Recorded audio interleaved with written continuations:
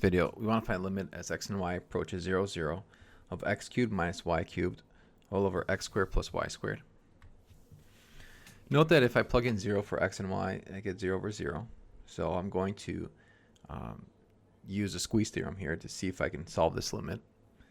So let's find an upper bound for x cubed minus y cubed over x squared plus y squared.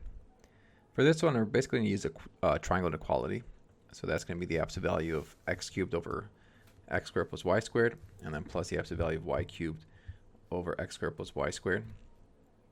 So I'm going to find an upper bound for both of those terms. So starting off with x cubed over x squared plus y squared, I can already make this bigger by eliminating y squared, because y squared is always going to be bigger than or equal to 0, and so that makes the denominator bigger. So if I remove the y squared, the denominator gets smaller, so my whole fraction gets bigger. And the absolute value of x cubed over x squared turns into just absolute value of x.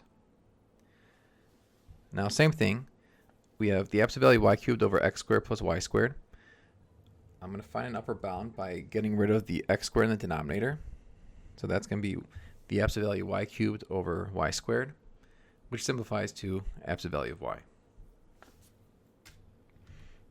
So now I found that each one of these, this is less than or equal to absolute value of x, this is less than or equal to y.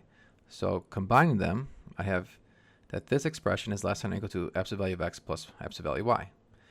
So that means that when I'm taking the limit of this, the absolute value of x cubed minus y cubed over x squared plus y squared, that's going to be the same limit as 0 and the absolute value of x plus y. Or it has to be between those two limits. So the limit on the left of 0 is just 0. And the limit on the right here, I plug in x and y as 0, I get 0. So that means that this limit, or I guess both of these limits, but we're more interested in this limit, this also has to be 0 by the squeeze theorem.